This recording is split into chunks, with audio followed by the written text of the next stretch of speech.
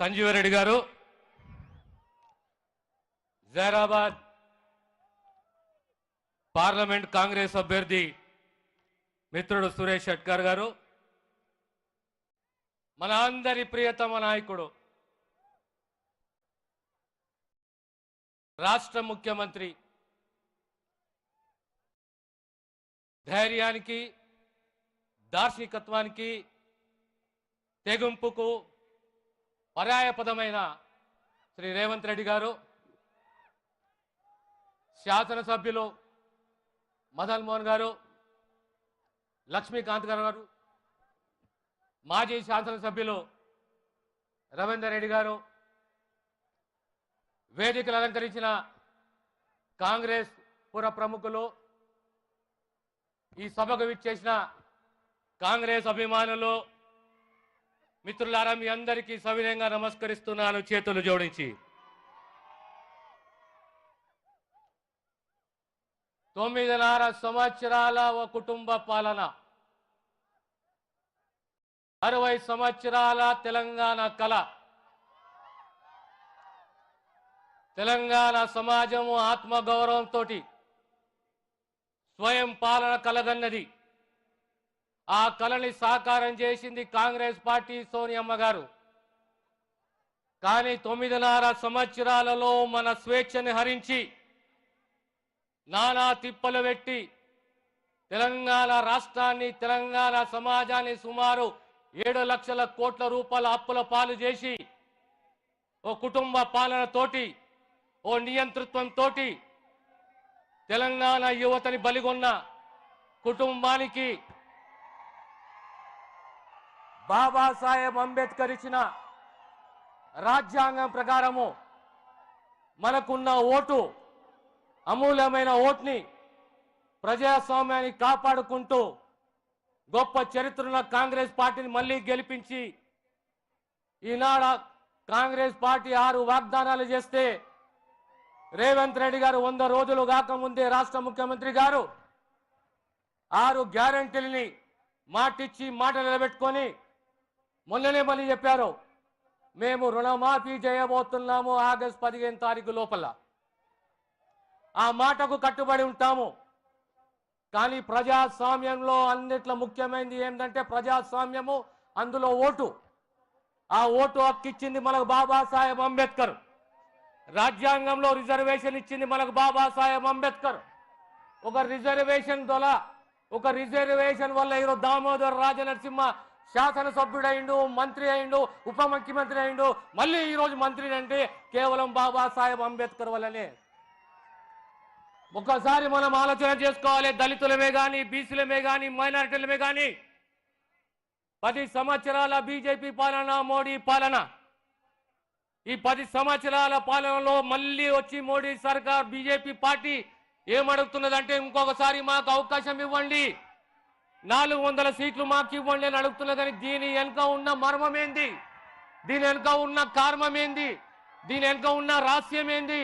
400 సీట్లతోటి ఏం చేయబోతున్నారు అంటే రాజ్యాంగాన్ని మార్చబోతున్నారు, మనకు ఇచ్చిన రిజర్వేషన్ ని రేపు కాలరాయబోతున్నారు అని ఒక్కసారి మీరు ఆలోచన చేయాలి, జాగ్రత్త పడాలి.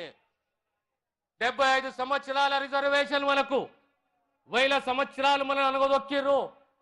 ఈరోజు మళ్ళీ 400 సీట్లు బాబాసాహెబ్ అంబేద్కర్ మనకిచ్చి ఈ 400 సీట్లు ఒకవేళ ఇట్లా బీజేపీ వస్తే రేపు రాజ్యాంగం మారబోతున్నది, మన సమాజం ప్రమాదంలో పడబోతున్న విషయాన్ని సవినయంగా మీకు తెలియజేస్తున్నాను. మనమందరం అప్రమత్తంగా ఉండాలి, జాగ్రత్తగా ఉండాలి. దళితులే కానీ, బీసీలే కానీ, ఓబీసీలే కానీ, మైనారిటీసే కానీ ఈరోజు సమైక్యంగా ఈ దేశాన్ని కాపాడే బాధ్యత మనపై ఉన్నది. కనుక మీ అందరితోటి కోరేది ఒక్కటే, మీరందరూ కూడా ఈరోజు మన నాయకుని ప్రసంగం గురించి వెయిట్ చేస్తున్నారు. కానీ నాది ఒక్కటే విన్నపం, మీకు దళితునిగా, ఒక శాసనసభ్యునిగా, ఒక సీనియర్ నాయకునిగా, ఒక రాజకీయవేత్త కదా, ఒక ప్రజా నాయకునిగా రాజ్యాంగాన్ని కాపాడుకునే బాధ్యత మనపైన ఉన్నది. రిజర్వేషన్ ని కాపాడుకునే బాధ్యత మనపైన ఉన్నది. ఈ దేశాన్ని కాపాడింది, సామ్యవాదాన్ని తెలియజేసింది, సిద్ధాంతాన్ని నిలబెట్టుకున్నది, ప్రజా సేవలో ఉన్నది కాంగ్రెస్ పార్టీ. 6 గ్యారెంటీల్లో 5 గ్యారెంటీలు ఇంప్లిమెంట్ చేసింది కాంగ్రెస్ పార్టీ. రాబోయే కాలంలో యావత్ దేశంలో కాంగ్రెస్ పార్టీ మళ్ళీ 5 వాగ్దానాలు చేసింది. ముఖ్యంగా పేదవాని ఆర్థిక సామాజిక స్థితిగతుల గురించి ఒక సర్వే కావాలి, కులగణన కావాలి. అదే రకంగా మహిళలకు 50% రిజర్వేషన్ కావాలి.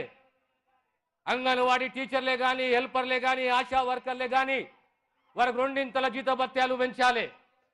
30 లక్షల మంది కేంద్రంలో ఉద్యోగాలు కల్పించాలి. ఈ రాష్ట్రంలో కాంగ్రెస్ పార్టీలో ఇంక 4 సంవత్సరాలు 8 నెలలే కాదు, రాబోయే 10 సంవత్సరాలు కాంగ్రెస్ పార్టీ పాలన ఉంటుంది. మీ ఆశీస్సులతోటి కాంగ్రెస్ ఏదైతే వాగ్దానం చేసిందో ఖచ్చితంగా ఆ వాగ్దానం నిలబెట్టుకుంటుంది. గతంలో ఏ రకంగా అయితే మనం 10 సంవత్సరాలు టీఆర్ఎస్ అభ్యర్థి ఎంపీగా గెలిపించారు, కానీ 10 సంవత్సరాలలో మనకు ఒరిగింది ఏమి, చేసింది ఏమి అనేది మనం ఒక్కసారి ఆలోచన చేయాలి.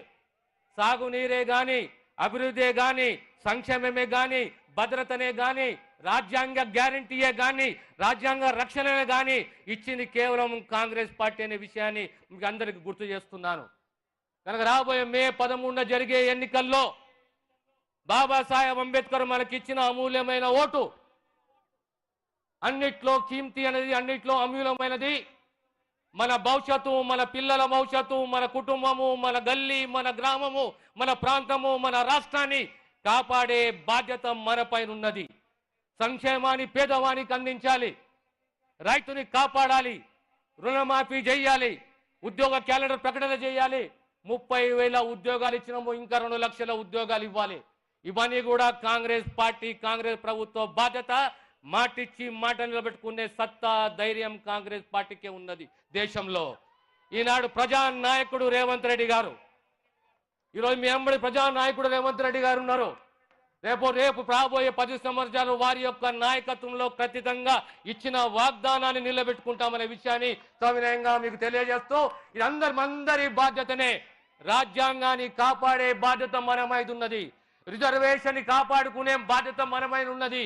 రిజర్వేషన్ కాపాడుకోవాలి, స్వేచ్ఛని కాపాడుకోవాలి, రాజ్యాంగాన్ని కాపాడుకోవాలంటే చేతి గుర్తుకు కాంగ్రెస్ పార్టీకి ఓటు ఇవ్వాల్సిందిగా మీ అందరితోటి వినవించుకుంటూ, సురేష్ షట్కార్ నా మిత్రుడు, గతంలో ఎంపీగా ఉండే, మళ్ళీ సురేష్ షట్కార్ కాంగ్రెస్ పార్టీ హస్తం గుర్తుకు ఓటు ఇవ్వాల్సిందిగా మీ అందరితో వినవించుకుంటూ నేను సెలవు తీసుకుంటాను.